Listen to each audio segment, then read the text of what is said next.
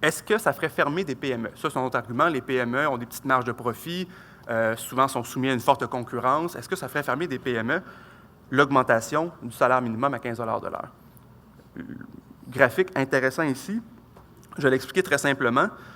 C'est le taux de fermeture des PME. Combien de fermetures, c'est à quelle vitesse ferment les PME par rapport à celles qui ouvrent, finalement. On se rend compte, depuis l'an 2000, une diminution du taux de fermeture des PME. Tendanciellement, il y a de moins en moins de PME qui ferment par rapport à celles qui ouvrent, ce qui est, grosso modo, une bonne nouvelle pour l'économie. La petite ligne pointillée, c'est l'évolution du salaire minimum dans la même période. Et là, les trois lignes, c'est des PME de 5 employés moins, etc., entre 5 et 20 employés, différents types de PME. On remarque deux choses. D'abord, peu importe l'évolution du salaire minimum, certaines années, ça a été en bas de 0 %, d'autres années, ça a été de 5 %. Il n'y a aucune incidence, on ne remarque aucun impact sur l'évolution du taux de fermeture des PME.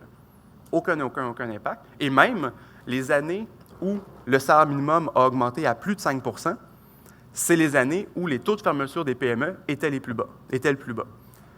Donc, ça nous dit, au pire, il n'y a pas de corrélation entre ces deux données-là, et au mieux, il y a peut-être un lien qui s'explique très simplement. Quand on sort un peu d'une logique comptable de l'économie, on nous dit le salaire minimum, c'est une dépense pour les entreprises, c'est une dépense pour les employeurs. Bon, évidemment, payer les gens, c'est une dépense, ça, c'est assez évident. Mais c'est aussi une forme de revenu. Les entreprises qui emploient des gens au salaire minimum, les entreprises de services, en restauration, dans le commerce de détail, c'est des entreprises qui vivent de la consommation des gens, qui vivent de la consommation des ménages, qui vivent beaucoup de la consommation des gens qui sont au salaire minimum. C'est des commerces de proximité, beaucoup.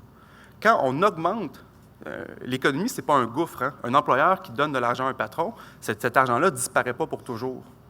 C'est de l'argent qui rentre dans les cycles économiques et qui revient en consommation. Le principal moteur de stimulation économique au Québec, au Canada, partout dans le monde occidental et dans le monde, c'est la consommation des ménages. Vous savez, depuis 2008, depuis la crise économique de 2008, on n'arrête pas de se demander comment on peut relancer l'économie. Les entreprises n'investissent pas, une diminution du taux d'investissement des entreprises. Les États investissent pour stimuler l'économie avec des problèmes d'endettement, des problèmes de dépenses. Et là, on dit que les États sont trop endettés, ils ont fait des crises avec ça. La solution de base, c'est une stimulation de la consommation. Si on veut relancer l'économie, il faut permettre aux gens de consommer. Consommer, et qui sont les principaux consommateurs directs? C'est beaucoup les gens à faible revenu. Pourquoi? Parce qu'ils consomment chaque sou qu'ils ont. Quelqu'un qui est à 10,75 aujourd'hui, on le fait passer à 15, heureusement ou malheureusement, heureusement pour l'économie, malheureusement pour lui peut-être, il ne va pas s'acheter un REER, il ne va pas mettre de l'argent de côté, il va consommer. C'est des gens qui vont, par leur consommation, avoir un effet de stimulation. Et ce qui est intéressant, à long terme, pour les entreprises, au lieu de voir la hausse à minimum uniquement comme une dépense, il faut aussi le voir comme une stratégie. En fait, ça crée des nouvelles occasions d'affaires.